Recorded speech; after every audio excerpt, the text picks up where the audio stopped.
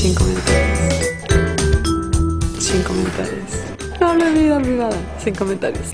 Sin comentarios.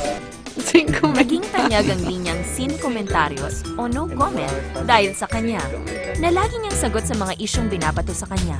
Kilalanin natin si Edith Gonzalez. Isa sa pinakamaningning at kontrobersyal na artistang Latinang nakasama natin sa mga telenovela.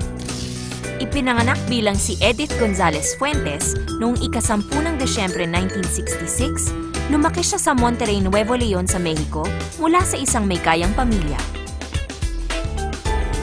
Bata pa lamang siya ay nahilig na siya sa pag-arte. Ngunit nagsimula lamang ang karera niya sa pag-aartista nang minsay bumisita siya sa Siempre en Domingo, isang programang pantelebisyon sa Mexico, at napiling gumanap sa isang papel kasama ang artistang si Rafael Baledon. Dahil sa galing niya sa pag-arte, namangha sa kanya ang maraming tao mula sa industriya. Kaya't nabigyan siya ng pagkakataong gampanan ng papel ni Betty sa pelikulang El Rey de los Gorillas. 10 taong gulang lamang siya nang mapasama siya sa El Rey de los Gorillas. Ngunit 2 na ang pelikulang bitbit niya sa sarili.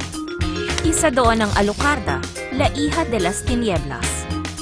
Matapos ang 2 pelikula, gumanap siya bilang isang suwail na anak sa telenovelang Los Ricos También Lloran, na lalong nagpamangha sa maraming tao. Sa kabuuan ng dekada 70 at 80, naging bahagi siya ng napakaraming pelikula at telenovelas.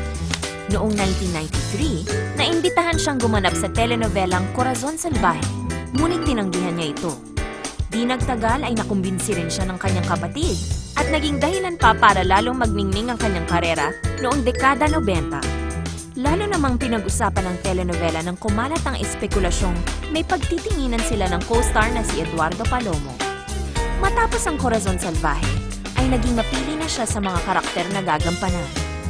Gumanap siya sa telenovelang La Jaula de Oro kasama si Saul Lizazo at si Fernando Colunga naman sa Nunca Te Olvidaré. Pasar 3,000 años, besar otros labios,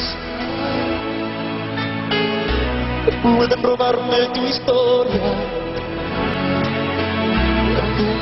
Sa kabila ng pag-iwas niya sa mga issue, kumalat pa rin ang balitang may relasyon sila ng singer na si Enrique Iglesias na siyang kumanta ng awitin ng Nunca Te Olvidaré.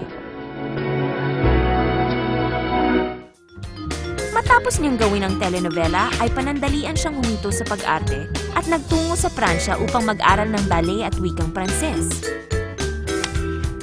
Sa simula ng bagong milenyo, muli siyang nagbalik sa pag-arte at gumanap sa Salome at Aventurera. Muling yumabong ang kanyang karera at sunod-sunod nang gumawa ng pelikula.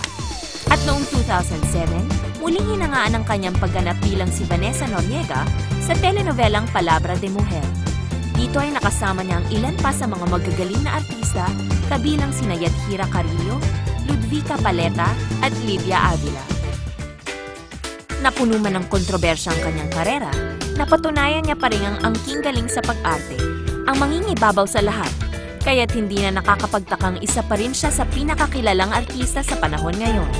Si Edith Gonzalez, hindi lang isang artista, kundi isa ring matatag na babaeng hinahangaan nating lahat.